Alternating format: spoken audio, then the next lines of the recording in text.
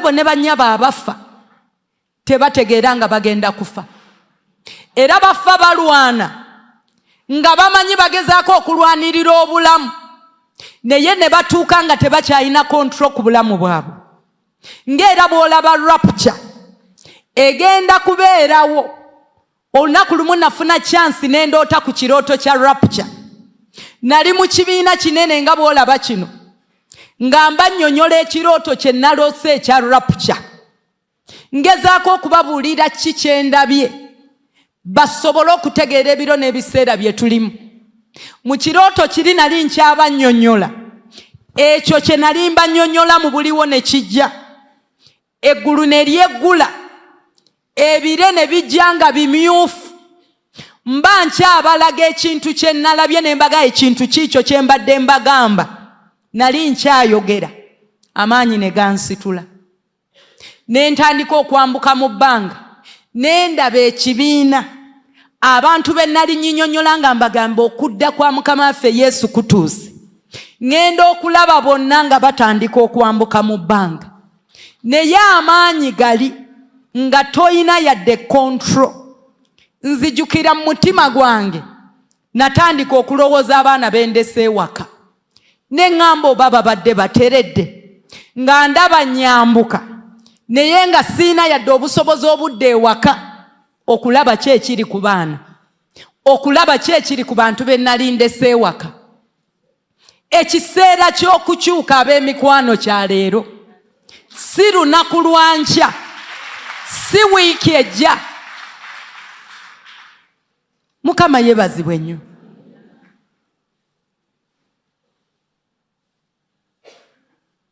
Tuleme kumanyiira kigambo kino kye tubuulira.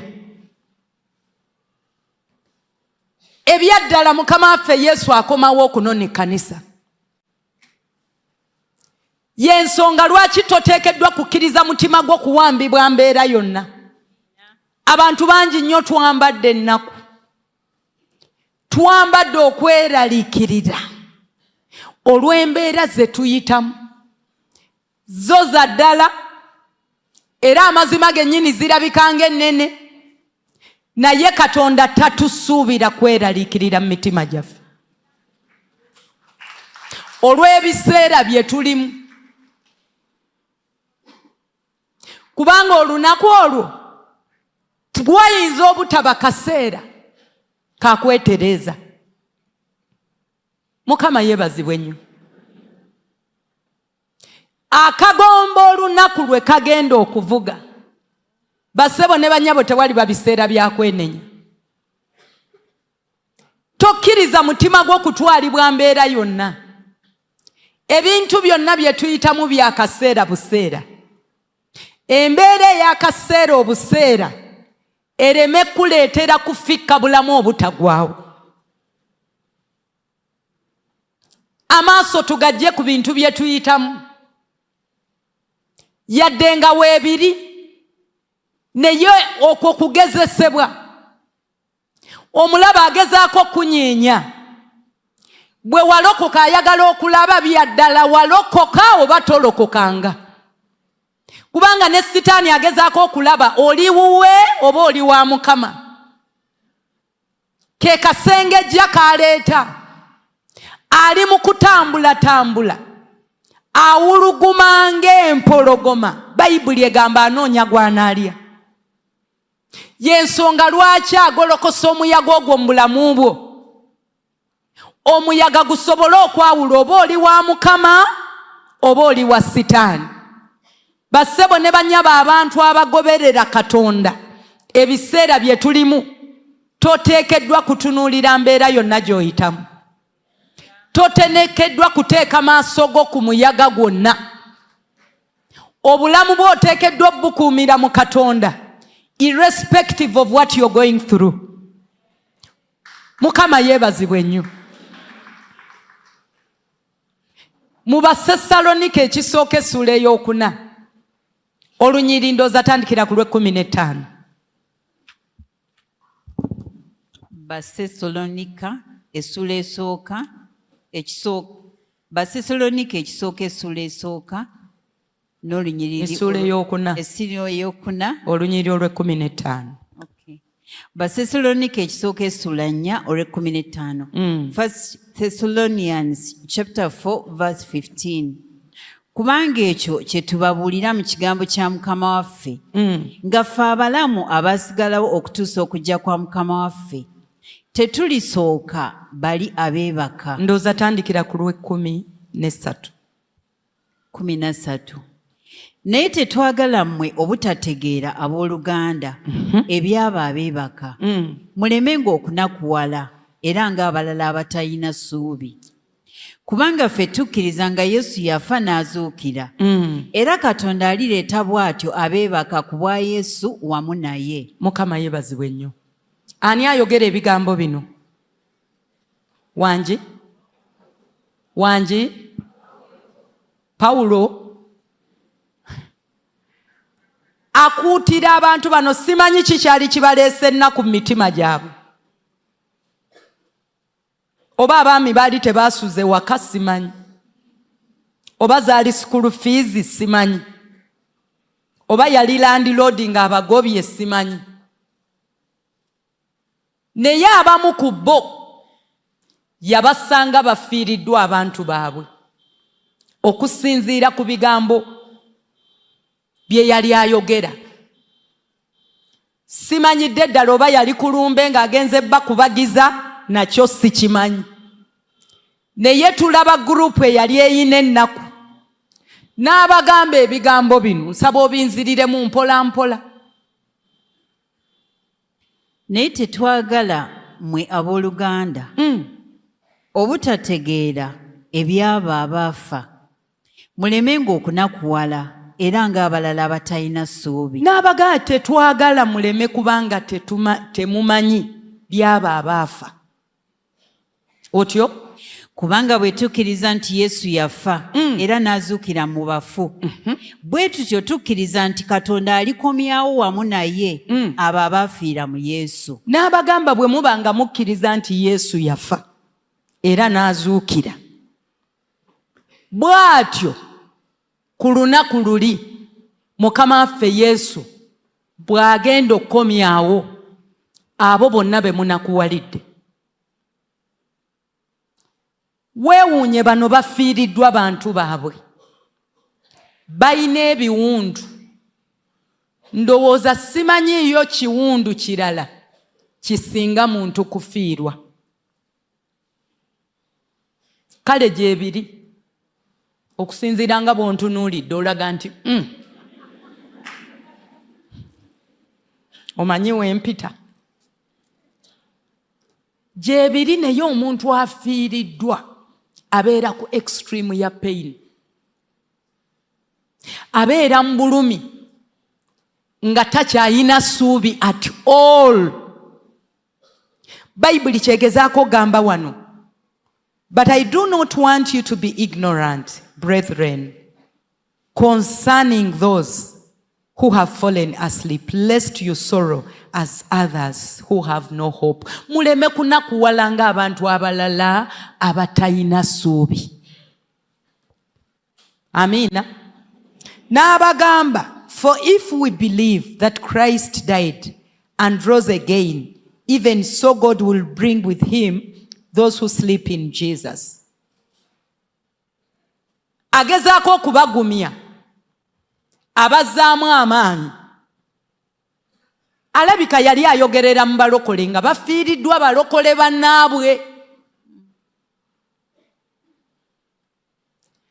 Abagamba bwe mubanga mukkiriza nga Yesu yafa n'azuukira, nga naffe bwe tukkiriza abali wano, si weewaawo? Y'ensonga lwaki tujjaganya nnyo ku lunaku lw'amazuukira ga Mukama waffe Yesu. Tetugamba Hozana azuukidde nga bwe yagamba, ne tulya ennyama, ne tulya enkoko, ne tulya buli kye tulya kyonna, tujjaguza okufa n'okuzuukira kwa Mukama waffe Yesu. Kati agamba bano abafiiriddwa abantu baabwe mu Kristo, n'abagamba nga bwe mulaba Yesu bwe yafa. Bassebo ne bannyabo, amazima gali nti olunaku Mukama waffe Yesu lwe yafiira ku musaalaba, Bayibuli egamba bw'amala okuta omwoyo gwe mu kibuga Yerusaalemi, ekizikiza ne kibuna ekibuga kyonna, enjazi ne zaatika, n'amalaalo g'abafu abaali baafa dda ne gaasama. Era abafu abaafiira mu Kristo, abamu ku bo baavaayo mu ntaana mu kibuga Yerusaalemi ne babalaba nako nga batambula ku nguudo z'ekibuga.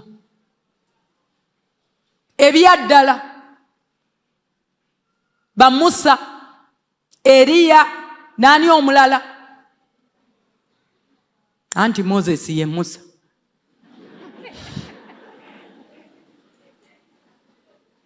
Wali wangayi ku Musa yongerako Moses.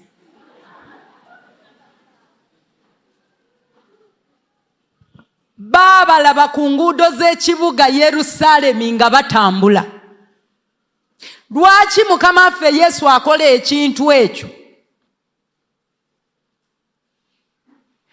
Asobole okulaga ffe abasigadde, atuleke nga atukakasizza nti kye bayita okuzuukira kya ddala.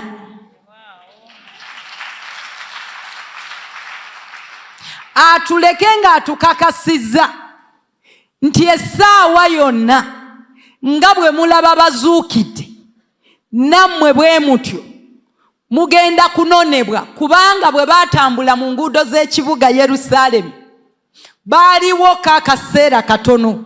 Bayibuli egamba ku lunaku lwa Pentekooti Mukama waffe Yesu yali ayambuka, nabo ne bakola ki? Ne bambuka naye, tebaasobola kusigala ku nsi. Era olwaleero be bamu ku batuukirivu abali mu ggulu.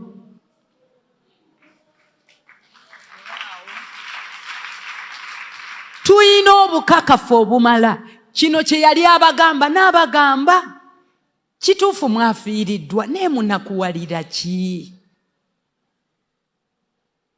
Bwe mubanga mukkiriza nga Mukama waffe Yesu yafa n'azuukira, abo abantu be munakuwalidde ku lunaku lwa Mukama waffe Yesu lwagenda okudda, mugenda kuddamu mubalabe. Sooka osome wansi awo.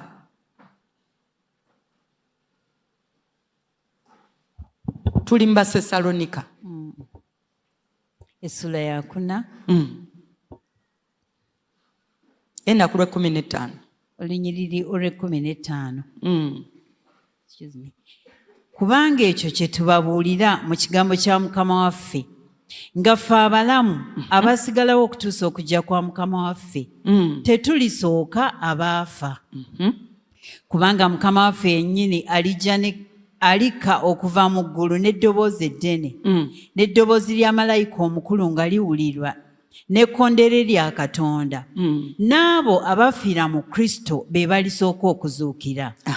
Naffe abalamu abasigalawo ne tulyoka tubeegattako, ne tusitulibwa mu bire okusinkana Mukama waffe mu bbanga.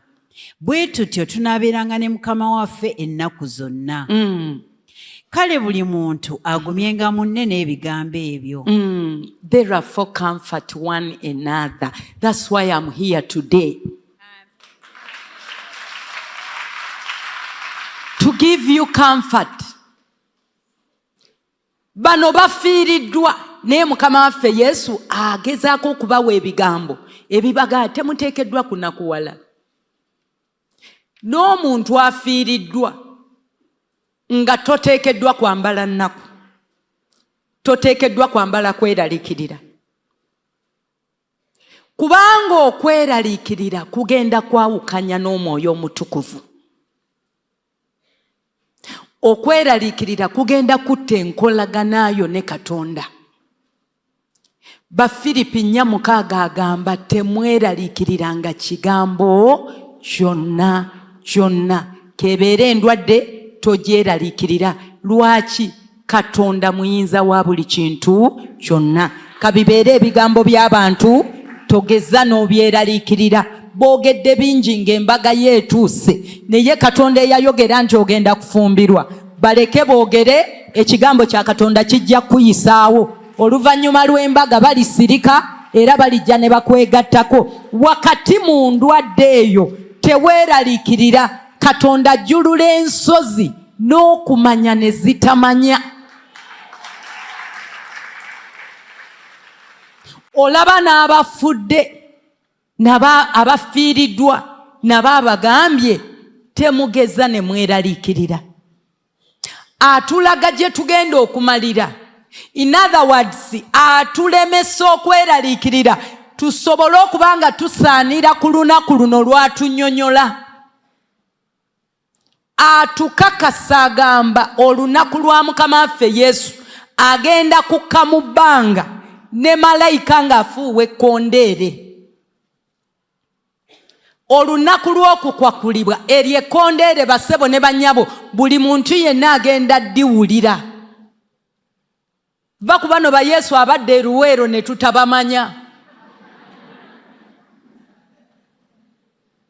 Nagenda omuwulira nga baŋŋamba nti aluddeyo eruweero.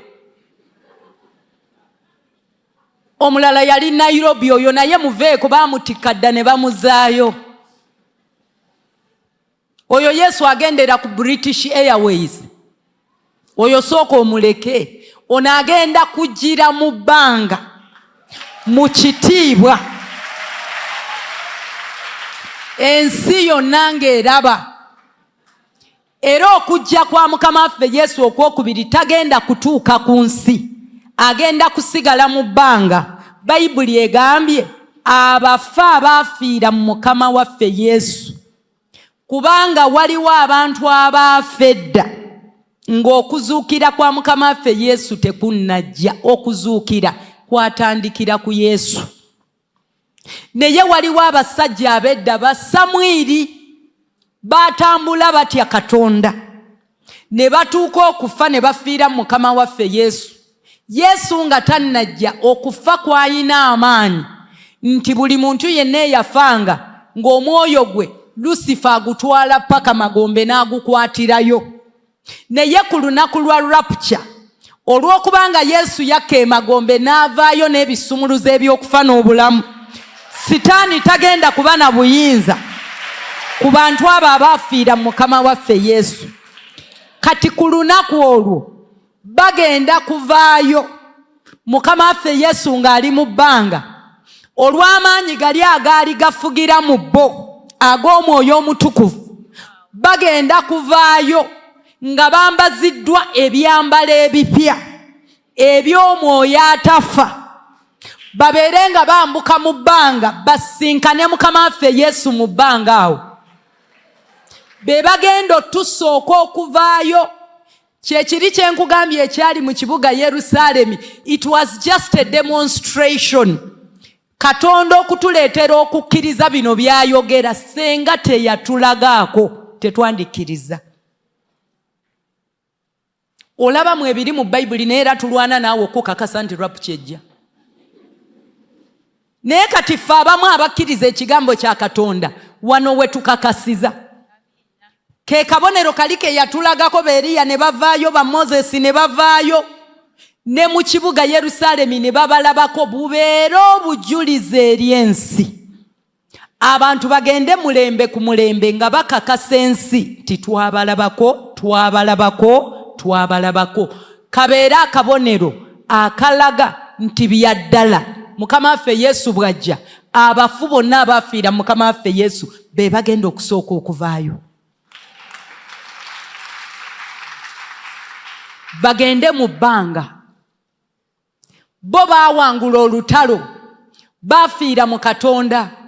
N'agamba kati ffe abalisigala nga tuli balamu, abalisangibwa nga tuli balamu, abafu bwe bamala okgenda mu bbanga, naffe tulyoke tukole ki? Tulyoke tutwalibwe mu bbanga. Naye ki ekikuleetera okusobola okusitulibwa? Ge maanyi ag'Omwoyo Omutukuvu agafugira mu ggwe. Lwaki atugaana okweraliikirira yadde ng'ofiiriddwa? Kubanga bw'obeera n'okweraliikirira mu mutima gwo, okweraliikirira kuleetera omwoyo gwo okuzitowa. Ogenda kusangibwa nga tosobola kusituka mu bbanga. okutya mu mutima gwo kugenda kuzitoya omwoyo gwo. Nakyo ekirala, ennaku, ebyo by'otuula n'onakuwala n'ofumintiriza ku mbeera, n'olowooza ebyaliwo omwezi oguwedde, n'olowooza ebyaliwo wiiki ewedde, n'olowooza ebibaddewo ku makya. Kati oli mu saaviisi naye era ofumintiriza ku biki ebibaddewo ewaka. Ekyo Mukama waffe Yesu n'amalakira wano, amaanyi agali mu ggwe ag'ennaku gaba tegakusobozesa kwambuka mu bbanga. Y'ensonga lwaki atukuutira okulaba nga tetuwaayo myoyo gyaffe kuwambibwa kibi kyonna. N'agamba bwe tunaamala okwambuka mu bbanga tulyoke tubeere ne Mukama waffe Yesu. Bw'amala otutwala mu bbanga, bassebo ne bannyabo, tugenda kutwalibwa mu kibuga ekipya ekigenda okuba nga kiyitibwa Yerusaalemi.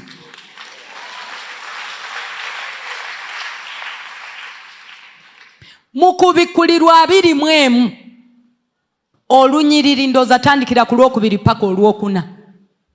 Bino ebintu byonna biri mu Bayibuli.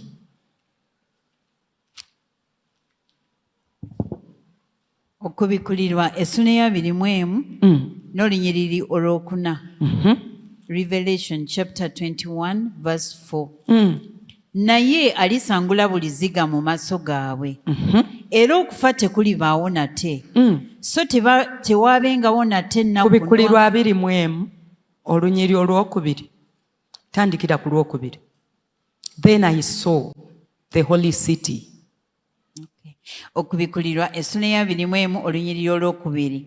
Ne ndaba ekibuga ekitukuvu Yerusaalemi ekiggya nga kikka okuva mu ggulu ewa Katonda, nga kitegekeddwa ng'omugole ayonjereddwa bba. Ne mpulira eddoboozi eddene eriva mu ntebe nga lyogera nti, laba, eweema ya Katonda wamu n'abantu, era anaatuulanga wamu nabo. Nabo banaabeeranga bantu be, naye Katonda yennyini anaabeeranga wamu nabo, Katonda waabwe. Naye alisangula buli ziga mu maaso gaabwe, era okufa tekulibaawo nate, so tewaabengawo nate ennaku, newankubadde okukaaba, newankubadde okulumwa, eby'olubereberye nga biweddewo.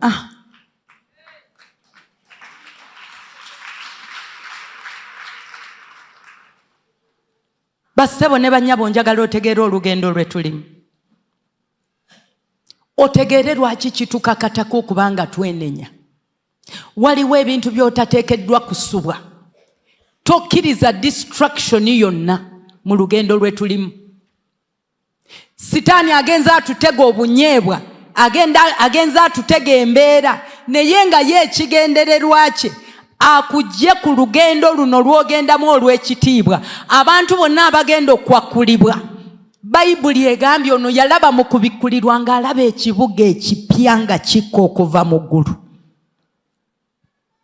nga kiwandiikiddwako New Jerusalem.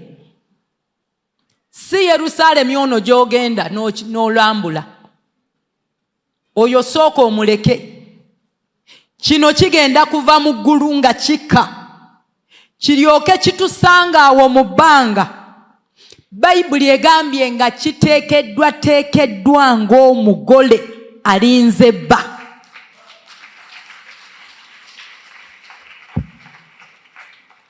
Sinnalabayo muntu anyirira nga mugole,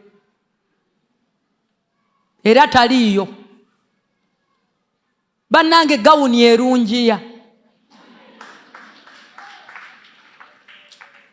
Omuntu ne bw'oba obadde omulaba bulijjo, ogenda okuddamu omutunulako nga si yeye. Gawuni etema emyaka, gawuni erungiya, gawuni ebeerako obumasamasa.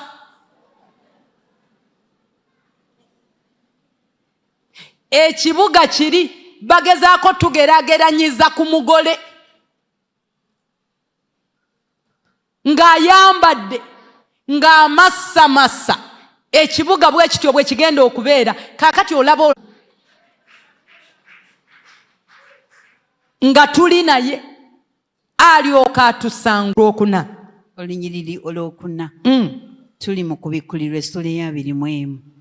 Naye alisangula buli ziga mu maaso gaabwe, era okufa tekulibaawo nate. Teri kuddayo kufa, egyo ogira ogifubutula kati. Bwe tunaamala okwambuka tewali otyo, so tewaabengawo nate nnaku. Tewagenda kuddayo kuba nnaku yonna. Teri babanja, teri landiroodi, teri ndwadde, teri kintu kyonna, teri kawuula, teri balogo. Abo Yesu ajja kuba amaze obbasootinga nga gye bali tebasobola yadde otulengera. Wangi teri bakuuzi otyo, newankubadde okukaaba newankubadde okulumwa olwo ng'ebyolubereberye biweddewo.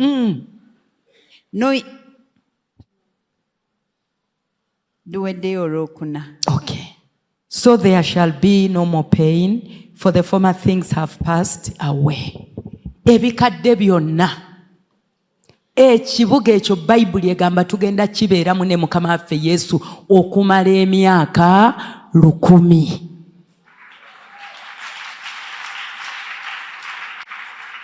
Nga tulimu obwo obulamu, mirembe gyokka, ssanyu lyokka, bulungi bwereere nga tutudde wa Katonda asale omusango ogusemberayo olwokuna. Bayibuli eyogera ku kusala omusango ogwo. Okubikkulirwa essula ya 2 olwokuna, Revelation chapter 20 verse 4. Nendaba entebe ez'obwakabaka nga kuliko abatuddeko, ne baweebwa okusala omusango. N'ebyoyo gyabwe abatemebwako emitwe olw'okutegeeza kwa Yesu n'olw'ekigambo kya Katonda, n'abo abataasinza nsolo newankubadde ekifaananyi kyayo, so tebakkiriza nkovu ku byenyi byabwe ne ku mikono gyabwe, ne Kristo emyaka 100. N'agamba awo ne ndyoka ndaba Mukama ng'atudde ku ntebe ey'omusango, ne baggyayo ebitabo ne balamula buli mufu yenna eyali yafiira mu nnyanja, eyafa akisidenti, eyafa ki, n'abo abagenda okusangibwa ku nsi nga bakyali balamu, wabeewo final judgment. Olwo abagenda mu Geyeena bagendere ddala, n'abayingira eggulu nabo bayingirire.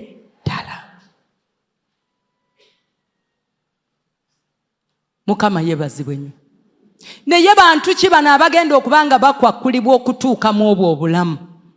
Kristo bw'akomawo ekkanisa gy'anona agyogerako mu Befeso 5 olunyiri olw'21 tandikira ku lw'20.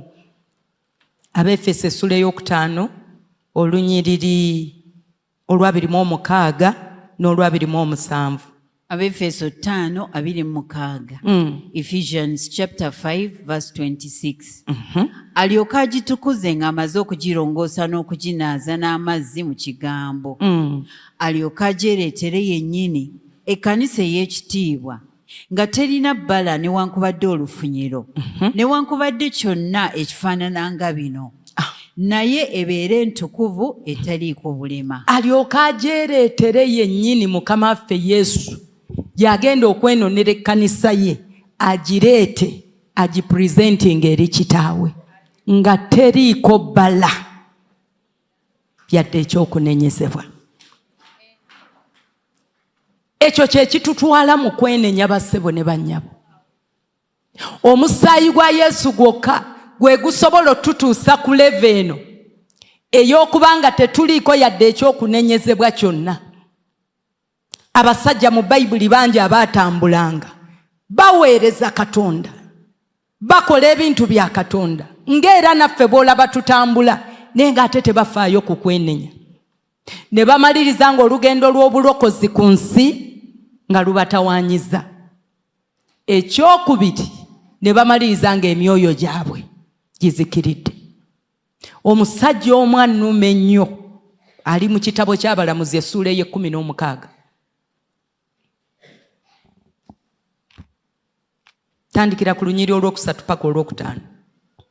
Eky'Abalamuzi essula ya 16 olunyiriri olwokusatu. Judges chapter 16 verse 3.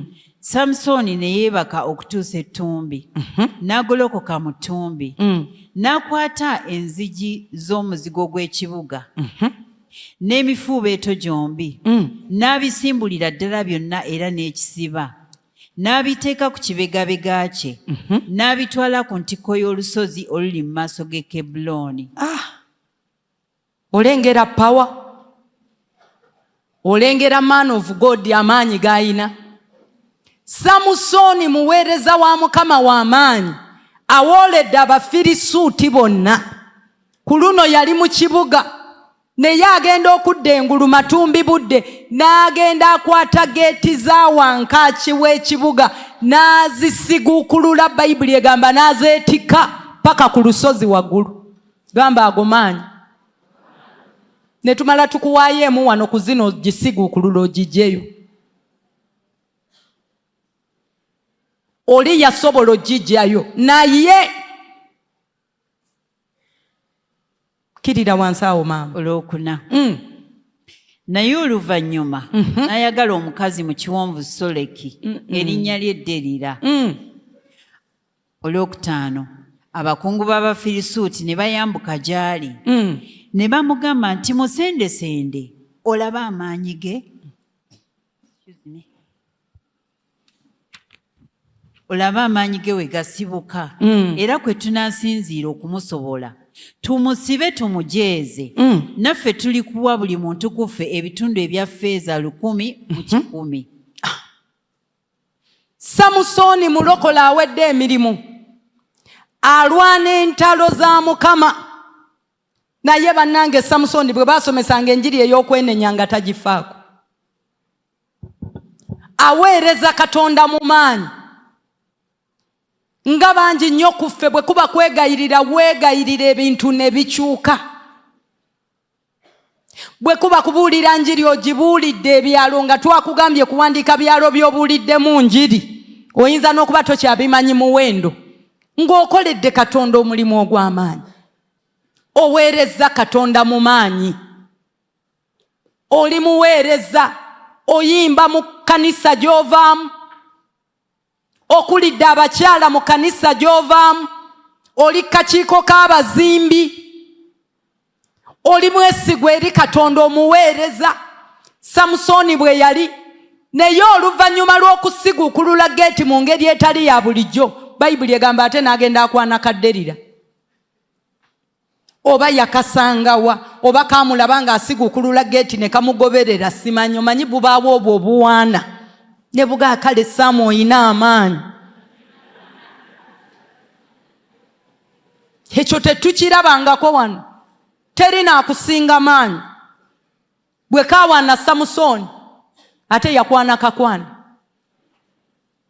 Naggulira oluggi omuzimu gw'obwenzi. Awoolera Abafirisuuti naye ng'ensigo y'obwenzi mu ye egaanye okukola ki? Neemuleetera okumaliriza ng'akwanye Derira. Derira gwakwana tayinaamu yadde ensigo ey'obwakatonda. Era amazima gennyini bw'amala okwana Derira, mbw Abafirisuuti ne bagamba Derira, tuyambe otunoonyeza amaanyi g'omusajja oyo we gava. Musendesende nga bw'osobola. Samusoni n'asigala ng'aweereza Mukama naye ng'akyalemedde ku Derira. Enjiri n'ebuulirwa, Samusoni ng'alaba maanyi g'ayina. Ekyo kye kisinga okutta abaweereza. Kwe kubanga tuweereza Katonda abantu ne basumululwa. Kwe kubanga tubuulira enjiri abantu ne balokoka. Kwe kubanga weegayirira COVID n'agenda. n'otuuka ku leve erowooza senga Katonda tali wamu nange, bano bandibadde basumululwa, bano bandibadde bawona. Katonda akozesa abaweereza olw'okusaasira abantu abajja nga banoonya Katonda ow'amazima.